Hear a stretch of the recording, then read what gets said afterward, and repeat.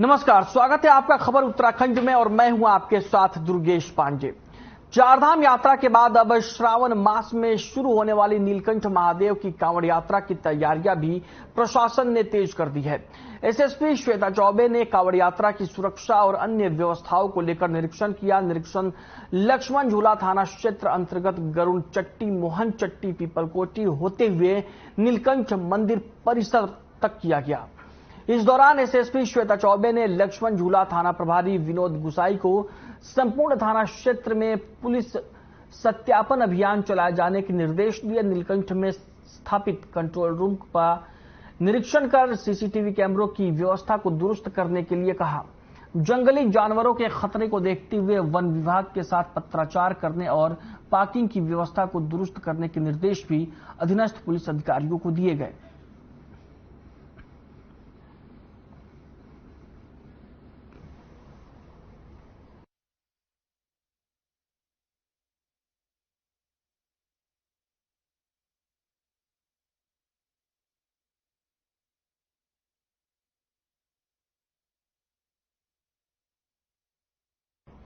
वहीं हरिद्वार में हुई विश्व हिंदू परिषद के केंद्रीय मार्गदर्शक मंडल की बैठक में समलैंगिकता और लिव इन रिलेशनशिप को लेकर भारतीय सभ्यता के लिए गलत बताते हुए केंद्र और राज्य सरकारों से इस पर कानून बनाने की मांग की गई।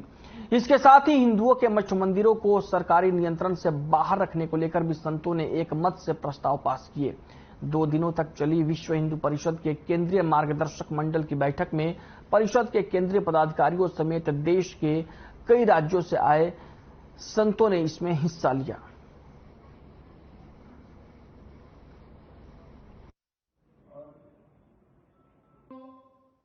विशेषकर धर्मांतरण पर लव जिहाद की चर्चाएं तो बहुत व्यापक रूप से हुई, लेकिन संत अत्यंत चिंतित हैं कि संतों के धन का दुरुपयोग हो रहा है, मठ मंदिरों का।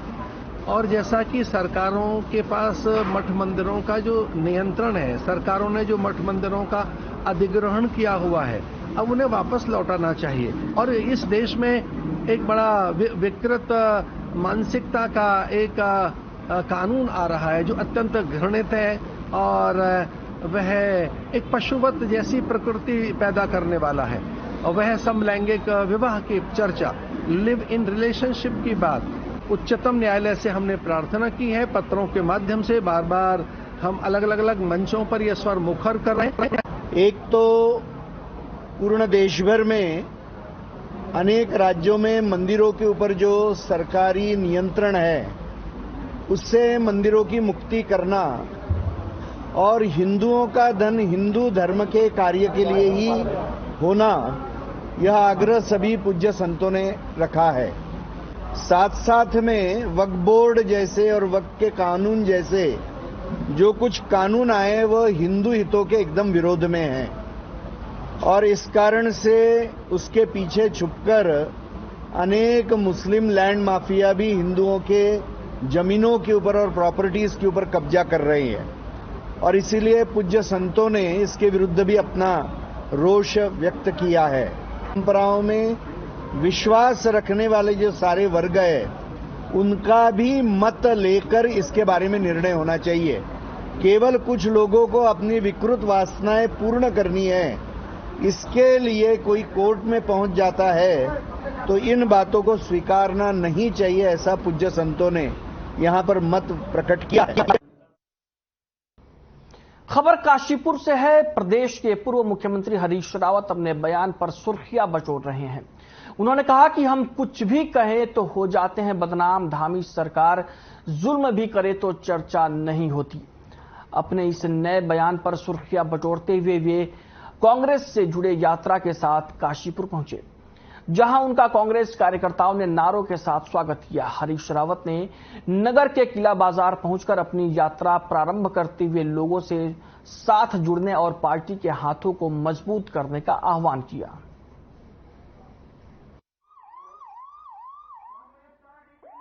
लोगों से मिलना, लोगों से प्रार्थना करना, एक अपील मैंने बनाई है अपनी ओर से, जिनमें लोगों से कहा है कि भाई आपके 55-56 साल हो गए आपकी सेवाओं में हमको, इस समय लोकतंत्र को मजबूत करने के लिए, देश को मजबूत करने के लिए कांग्रेस को मजबूत करेंगे।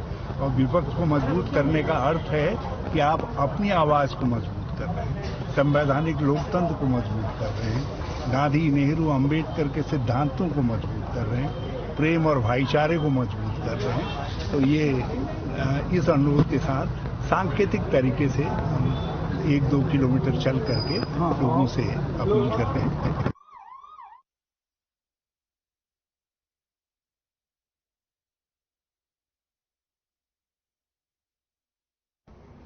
वहीं पिंजर घाटी की लाइफलाइन कही जाने वाली थराली मोटर पुल के मध्य भाग में बेरिंग कोड धंस जाने से मोटर पुल को छोटे बड़े वाहनों के लिए प्रतिबंधित कर दिया गया है। यातायात पूरी तरीके से ठप है और आवाम परेशान है। ऐसे में व्यवस्थाओं का जायजा लेने के लिए थराली से बीजेपी विधायक भूपाल राम चमटा थराली पहुंचे और उप जिलाधिकारी थराली और लोक निर्माण विभाग के अधिकारियों के साथ जर्जर पुल का निरीक्षण किया। विधायक टमटा ने जल्द से जल्द मोटर पुल के क्षतिग्रस्त भाग को सुधारने के निर्देश लोक निर्माण विभाग के अधिकारियों को दिए।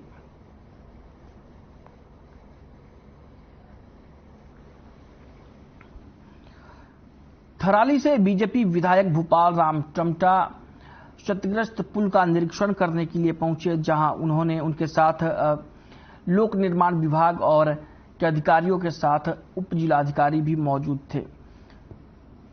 इस दौरान विधायक ने जल्द से जल्द क्षतिग्रस्त पुल के डैमेज हिस्से को ठीक करने के निर्देश लोक निर्माण विभाग को दिए। निश्चित रूप से थराली का जो मोटर पुल है बहुत महत्वपूर्ण है। यहाँ से देवाल से लेकर बहुत बड़े क्षेत्र को ये आच्छादित करता था और आवागमन का ये मुख्य मार्ग है हमारा। और निश्चित रूप से इस पुल के बाधित होने से बहुत बड़ी समस्या इस क्षेत्र के लिए हो गई है। और जैसे कि स्थलीय निरीक्षण के पूर्व भी मैंने अधिकारियों से बात की थी, तो जो इसमें मुख्य रूप से जो एक पैनल है इसका, उस पैनल भी क्षतिग्रस्त हुआ है। और मेरी अधीक्षणीय अभियंता से बात हुई है, संबंधित अधिशासी अभियंता से बात हुई है और तत्काल इसको 2-3 दिन में इसको हल्के वाहनों के लिए चलाने लायक बन जाएगा। और निश्चित रूप से इसका 1-2 दिन में आंगन बना करके निर्देश दे दिए गए हैं। जैसे इसका आंगन जाता है, इस पर तत्काल धनराशि की व्यवस्था करते हुए इसका कार्य प्रारंभ किया जाएगा।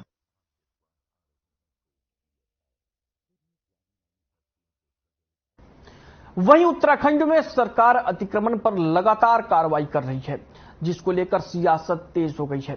कांग्रेस इसे सरकार की तानाशाही बता रही है, तो वहीं अतिक्रमण के मामले में धामी सरकार सख्त कार्रवाई की बात कर रही है। इधर सूबे में धामी सरकार अतिक्रमण पर की जा रही कार्रवाई को लेकर सितारगंज नगरपालिका के अध्यक्ष हरीश दुबे ने धामी सरकार को घेरा है। उन्होंने प्रदेश सरकार पर तानाशाही का आरोप लगाते हुए कहा कि सरकार गरीबों को उजाड़ने का काम कर रही है, जो निंदनीय है। हरीश दुबे ने प्रदेश की धामी सरकार को घेरते हुए कहा कि सरकार 40 से 50 वर्षों से निवास कर रहे गरीब मजदूर परिवार के लोगों को अतिक्रमण के नाम पर उजाड़ने का काम कर रही है।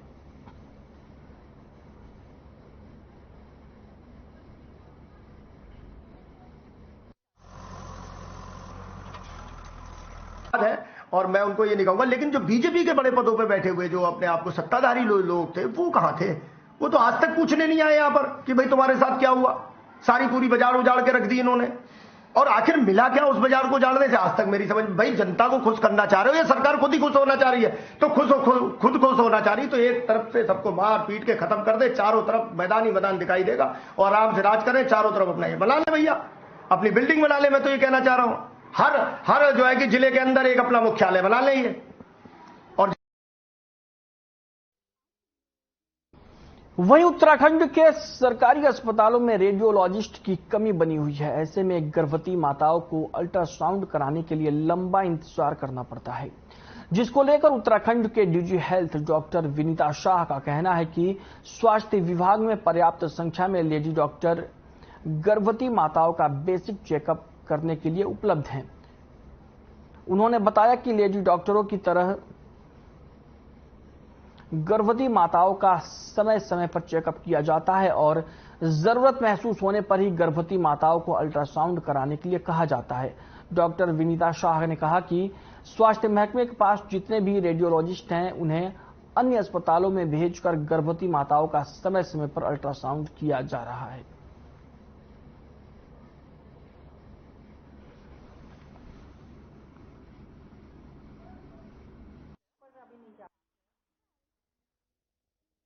देखिए, रेडियोलॉजिस्ट का काम अल्ट्रासाउंड करना है।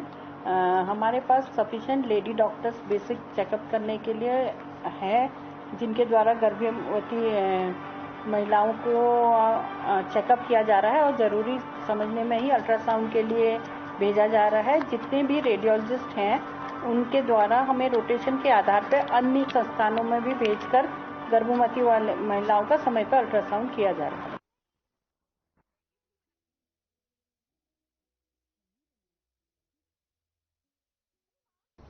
वहीं चमोली के विकासखंड पोखरी में इन दिनों जय माधारी ज्वेलर्स पर स्थानीय युवक कपिल देव वर्तवाल ने अपने ब्लॉग द्वारा सोने में ठगी का आरोप लगाया है। इसके बाद लोगों ने विभिन्न तरह की प्रतिक्रियाएं देनी शुरू कर दी हैं। वहीं ज्वेलर्स करण शाह ने कहा कि मुझे बदनाम करने की साजिश है, जो कि कई लोगों के इशारे पर हो रहा है। साथ ही उन्होंने कहा कि यूट्यूबर ने अपने व्यूज बढ़ाने के लिए ये किया है, जिसके खिलाफ उन्होंने FIR दर्ज कर दी है। चमोली की यह खबर है, जहां पर एक यूट्यूबर ने जय माधारी ज्वेलर्स पर सोने में मिलावट का आरोप लगाकर ठगी करने का आरोप लगाया है। आपको बता दें कि यूट्यूबर ने ज्वेलर्स पर सोने में मिलावट कर ठगी का आरोप लगाया है। वहीं ज्वेलर्स ने कहा कि ये उसे बदनाम करने की साजिश है और इसके खिलाफ उसने FIR दर्ज करवाई है। ज्वेलर्स ने कहा है कि यूट्यूबर ने अपने व्यूज बढ़ाने के लिए उसे बदनाम किया है।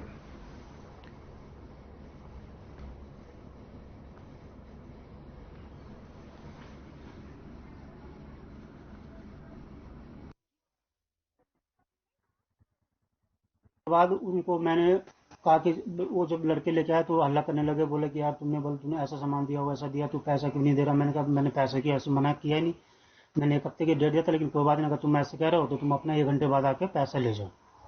तो फिर उन्होंने क्या किया, 1 घंटे बाद आके पैसे ले गए और फिर ये गलत मुझे बदनाम करने के लिए, ताकि मेरी दुकान पोखरी बाजार 100 में जयदाहिमा ज्वेलर्स के नाम से दुकान अच्छी चलती है, इसलिए लोगों को टसन हो गई है। और इस टसन के कारण उन्होंने, जैसे मैं भी बाहर से हूँ तो यहाँ पे मैंने मकान लिया, मकान लेने का ये भी टसन है कि इन्होंने यहाँ पे मकान बना दिया। और इस टसन की वजह से उन्होंने क्या किया, मुझे बदनाम करने के लिए ऐसे सारी बात की। और मैंने पैसे उनको 60,000 उनका पूरा पेमेंट मैंने कर दिया था। और बाकी ऐसी बात है, मैं और मेरे जो दुकान में कैमरे लगे हुए, कैमरे में सारी चीजें रिकॉर्ड है। तो कल ऐसा हुआ भाई साहब कि इन्होंने, जो बुजुर्ग महिला थी हमारे ग्राम सभा बेड़ा मल्ला की, ज्यादा परिवार नहीं, 40-42 परिवार हैं। तो भाई साहब हम अपने गांव को पहले सुधारने की कोशिश करते हैं कि कहते हैं कि हमेशा की कोई भी आपकी समस्या का समाधान रहता है, तो हमेशा हमारे पास जैसे बाजारों में भी कोई काम हो तो कहने की कोशिश करें। तो ऐसा हुआ कल की आदित्य बर्तवाल जी और अंशु बर्तवाल जी दोनों आए थे यहाँ नीचे सुनार जय माधारी देवी के पास, करण शाह जी के पास। तो वो अपने 30,000 रुपये लेने के लिए आए थे। तो उन्होंने कहा कि भाई साहब हमारे 30,000 रुपये दीजिए। तो उन्होंने कहा कि 1 हफ्ते बाद आए। इस चीज के 30,000 थे क्या मामला? जी, उन्होंने दिया था, एक चैन दी थी, तो नई चैन लाए थे वो अपनी बेटी के लिए, जुपली देवी, जिनकी उम्र इस समय शायद 80 या 85 साल है। और आप जान सकते हैं कि बिल्कुल पढ़े लिखे नहीं हैं। और उनके जो पतिदेव थे वो फौज में थे और वो रिटायरमेंट। तो उन्होंने कहा कि अपनी बेटी के लिए एक चैन बना करके उपहार में दिया हूँ।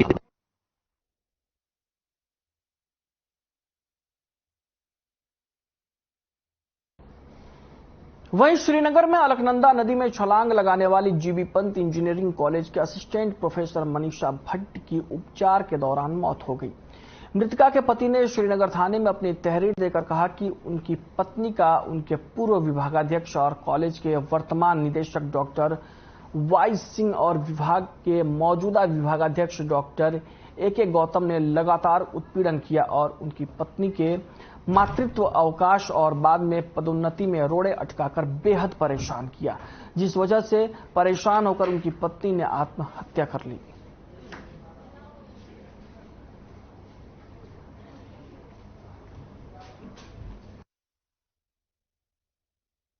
कल दिन में करीब 1 बजे के आसपास एक महिला द्वारा अलकनंदा नदी में छलांग लगाई गई थी, जिसकी पहचान मनीषा भट्ट के रूप में हुई है, जो घोड़दौड़ी इंजीनियरिंग कॉलेज में असिस्टेंट प्रोफेसर हैं, परिजन आ गए हैं उनके।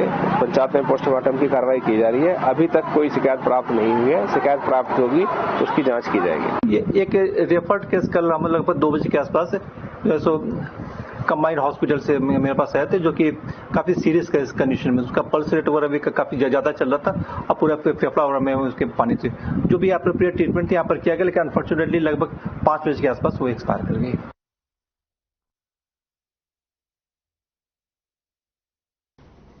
वहीं रुड़की क्षेत्र में अवैध रूप से चल रहे अस्पताल और पैथोलॉजी लैब को लेकर स्वास्थ्य महकमा कार्रवाई मोड में नजर आ रहा है। दरअसल रुड़की क्षेत्र में कई ऐसे अस्पताल और नर्सिंग होम मौजूद हैं जो स्वास्थ्य और चिकित्सा विभाग की आंखों में धूल झोंकने का काम कर रहे हैं। अवैध रूप से चल रहे ये नर्सिंग होम लोगों के साथ खिलवाड़ कर रहे हैं। वहीं ऐसे अस्पतालों के खिलाफ स्वास्थ्य विभाग कार्रवाई करने के मोड में नजर आ रहा है। वहीं मुख्य चिकित्सा अधिकारी ने बताया कि अवैध रूप से चल रहे अस्पतालों की जांच के लिए एक कमेटी गठित की गई है। कमेटी को जांच के दौरान जो भी अस्पताल या लैब अवैध नजर आएगी उनके खिलाफ नियमानुसार कार्रवाई की जाएगी।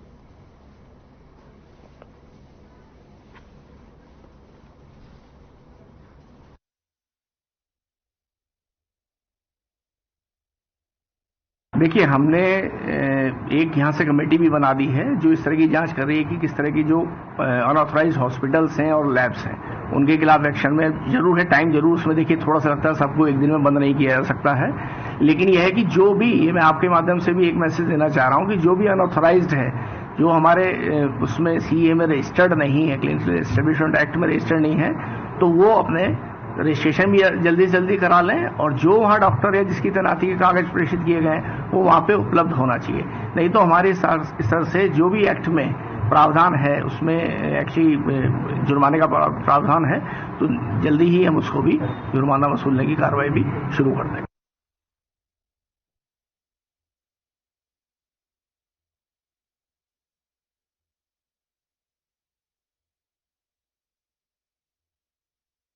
खबर रुड़की से है, जहां नगर निगम अवैध दुकानों के खिलाफ अतिक्रमण हटाओ अभियान चला रहा है। वहीं कार्रवाई को लेकर खानपुर विधायक ने नगर निगम पर तानाशाही का आरोप लगाया है।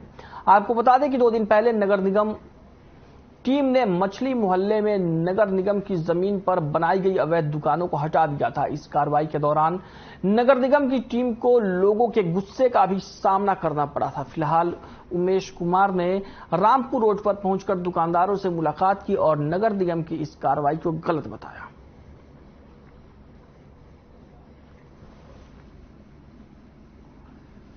सरकार की ओर से लगातार अतिक्रमण पर कार्रवाई की जा रही है और इसी सिलसिले में रुड़की में अवैध अतिक्रमण कर बनाए गए दुकानों पर नगर निगम ने अपना बुलडोजर चलाया और अवैध दुकानों को हटा दिया, जिसके खिलाफ विधायक ने मोर्चा खोल दिया है। उन्होंने ये कहा कि आखिर अगर ये दुकानें जब अवैध थी तो इनसे टैक्स क्यों वसूला गया।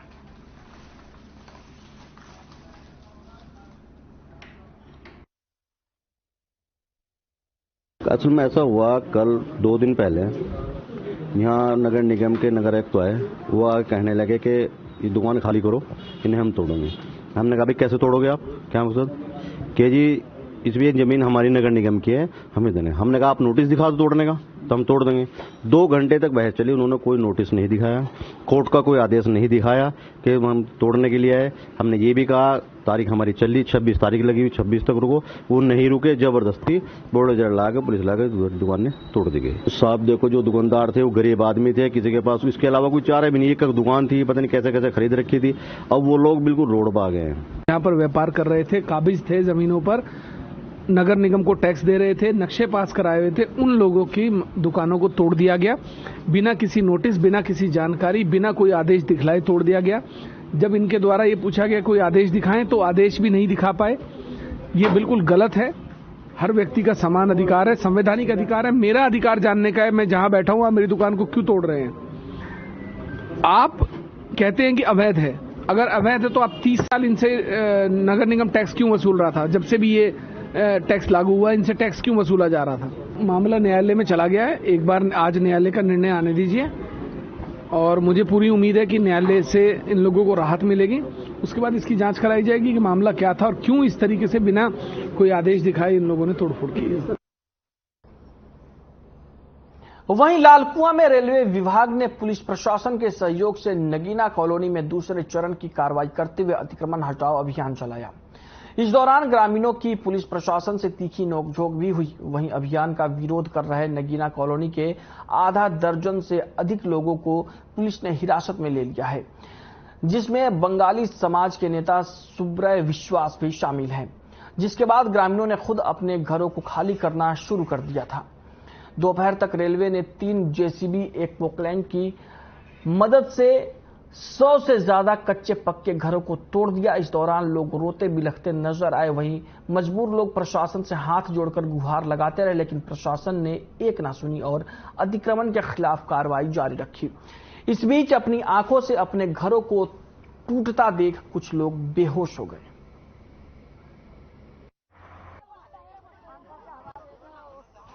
जमीन पर अतिक्रमण था और पिछले 18 और 19 तारीख को 2 दिनों में अतिक्रमण हटाया गया था।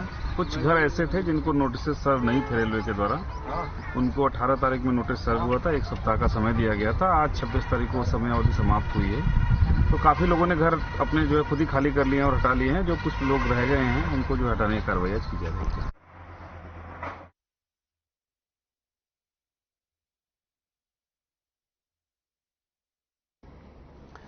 चौबटिया गार्डन रानीखेत शहर में स्थित एशिया का सबसे बड़ा सेबों का बगीचा है, जिसका पुराना नाम पंडित दीनदयाल उपाध्याय राजकीय उद्यान है। आपको बता दें कि चौबटिया गार्डन वैसे तो कई प्रजाति के फलों के लिए जाना जाता है, लेकिन इन दिनों देशी और विदेशी प्रजाति के मीठे रसीले आड़ू से पेड़ लदे हुए हैं। उद्यान के प्रशासनिक अधिकारी नारायण सिंह राणा ने बताया कि FLA प्रजाति का आड़ू तैयार है और लगभग 5 क्विंटल आड़ू बेचा गया है और 5 क्विंटल आड़ू और होने की उम्मीद है। उन्होंने बताया कि उद्यान में ब्लैकबेरी का उत्पादन भी किया जा रहा है और इस बार लगभग 5 किलो ब्लैकबेरी का उत्पादन हुआ है और अगले वर्ष उद्यान में ब्लैकबेरी के 200 पौधे लगाए जाने की योजना है।